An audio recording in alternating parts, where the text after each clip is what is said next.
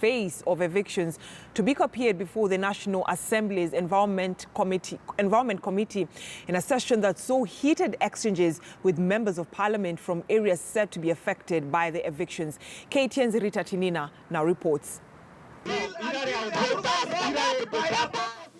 With the planned evictions from the Mau forest generating political heat, MPs sought answers from Environment Cabinet Secretary Tobiko Resolute. And the CS who appeared before the National Assembly's Environment Committee stood his ground. They are pieces of paper. Who has proven law? They have to be proved by a court of law. Read Article 40. No, it has to be proved by a court of law. You don't just work up on the chair. According to the MPs, the 16,000 people occupying 22,000 acres of land should be compensated. We are asking for compensation for government negligence. If there was a government before you, there was a CS for environment before you. Their negligence in not doing what you are attempting to do is what must lead them to compensate the small holders. Your procedure is very wrong. The second thing, CS, you have ignored the local leaders in this country. Keriako says close to 1,000 families have voluntarily left the Mau forest in the last 2 weeks. According to the government, only 716 people have title deeds. Just over 4,000 people have land allotment letters, with more than 2,000 people lacking any land ownership documents. The right to compensation depends wholly and solely on validity of title. We deal with the issue of titles correctly. We don't, yeah. We were going on well. Don't believe the sitting of parliament. No, titles cannot be papers. Which one? The issue of compensation of those who will be affected by the evictions remains a thorny one. You cannot bend a law because people come from your area. If the law was ignorance is no defense, and even in that riparian case, there were officials of government involved, what then are you telling us? Why is it wrong? Because they are poor Kenyans and rich Kenyans. Yes. You know, you are talking in terms of procedure. And as much as we may not get the right answer from UCS, we are going to invite the Cabinet Secretary in charge of lands so that they can be able to come and clarify in terms of the validity of the title. There has been a long-running quest to save the country's largest water tower. In 2003, hundreds of people were evicted from the Mau. Another forceful exercise was carried out in the year 2009. With the manner of evictions, compensation, legalities and illegalities of land ownership shaping politics of evictions, the latest plans to save the Mau may be not different from previous efforts. Rita Tinina, KTN News. Now, our weekly segment Behind the Headlines comes your way every Monday during our primetime news. But because on this channel we put the news first, it did not air on Monday night. But now the government maintains that the planned second phase of evictions from the Mau Forest complex are legal and that the exercise must continue. At the same time, there are 3 court cases challenging the eviction exercise. Now, that is targeting more than 10,000 families living in the Masai Mau. Now, the state and the targeted residents of the settlement are locked in a big dispute over the cut line, which is the boundary between the forest and trust land. Now, political editor, that is Ben Kitilu, who's also a news anchor, traveled to the Mau to try and find out more about this recurring and highly the political dispute when it comes to the Mau issue on the Behind Headlines. Take a look.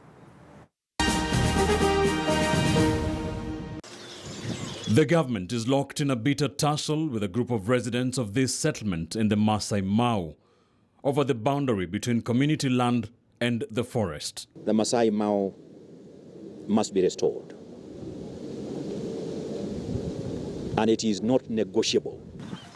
Government boots already on the ground, ready to execute eviction orders from October 31st, when that 60-day deadline elapses with no solution. Tumetafuta pesa ya kuweka fence, electric fence, ili wala ambao hawana macho ukienda pale ukiguza namna hii na kupiga stima unajua umefika kwa wenyewe.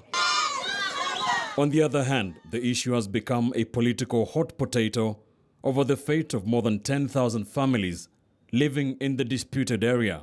Trust lands and community lands are managed by the county governments.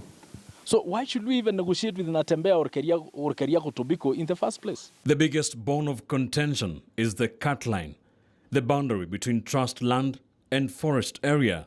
This is the massively contested Masai Mao forest. It was initially trust land under the now defunct Narok County Council. Genesis of the cyclic crisis goes back as far as the 1970s, when group ranchers were awarded parcels of this beautiful land. No problem there. But now the government says occupants have crossed the cut line and encroached on the forest. If this tea plantation buffer zone is the cut line, as we're told, then the forest is intact. This is Sierra Leone, close to the edge of the Olposimoru forest. This area is part of the disputed land. Former Maasai group ranches which were subdivided under the supervision of the Narok County Council and sold to land buyers. The government wants residents out of this area. Tukifunga msitu na upatikane ndani huko umebaki huko. Haki ya Mungu. Ile miti uliharibu yote utapanda ndio utoke huko. And this is Eric Kiplagat Bet. He served in the Kenya Air Force and upon retiring bought land in this area. He is part of many former servicemen who settled here, hence the name Sierra Leone, following a famous peacekeeping mission in the West African nation. His family has lived here since 1989. The delegation was led by the then chairman of KANU, who is now our president, and the Secretary General, who was there by then Honorable William Ruto, who is the current Deputy President. We went to State House, Nairobi, and the retired President Mwai Kibaki ordered the then Minister of Lands, Mr. Kibuta Kibwana, telling him that our titles are valid and therefore we should not be disturbed. Bet and his neighbors bought land from various group ranches that had been formed to give land to the indigenous people of the Masai Mao. There were a total of 5 group ranches which owned this trust land: Sisian, Enain Kishomi, Reyo, and also Gon and Enkaroni. Initially it was a group ranch. The first thing I did was to check whether the man who was trying to sell me that piece of land was a member of that group ranch. The Narok County Council then allowed subdivision of the tracts of land. This subdivision led to ballooning of the 5 group ranches, and this is where problems began. Illegal extension of the land into the forest in a legal process rubber-stamped by the land registry. There is nothing like compensation for Mao. If you are in Mao, the title you have is a paper title.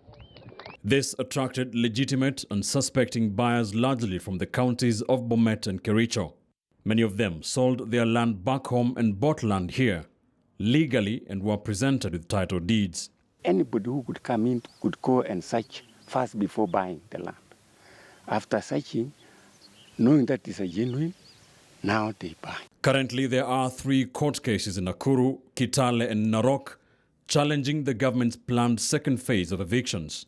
The massive nature of the subdivision caused capacity issues. The surveying of the land was supposed to be done by government surveyors only, but we found out that there was not enough manpower, and the government controversially used private surveyors. I came here after being consulted by group ranch to come and assist them by subdividing this land. In 2015, the government established this cut line, a 24-kilometer tea plantation by the Nyao Tea Zone. It is 300 meters wide and creates a buffer zone between the Masai Mao section of the forest under the county of Narok and Olposimoru Forest, managed by the Kenya Forest Service. Before the evictions of 2005 started, they came in and marked a boundary, claiming that the group ranches ballooned the areas of jurisdiction. It turns out the government is using another cut line. In 2010, the Mao task force led by Hassan Nur Hassan profiled a part of the disputed land and referred to it as the status quo area. The decision was to let people live in the forest until the government takes another course of action. It's a paper title.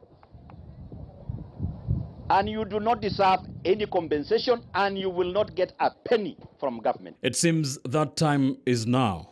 The only problem is there are innocent Kenyans who had bought land there legally 20 years before the Hassan Noor task force. Let's petition the county assembly to reverse it from trust land to public land. And then from there, we profile the people who have titles here, those people who genuinely own land here. In the last 20 years, the government has recovered only 32,000 hectares of the Mau Forest Complex. This is only 8% of the Mau. The looming second phase of evictions seek to reclaim 8,000 hectares and displace over 10,000 families, leaving 15 government-constructed schools obsolete.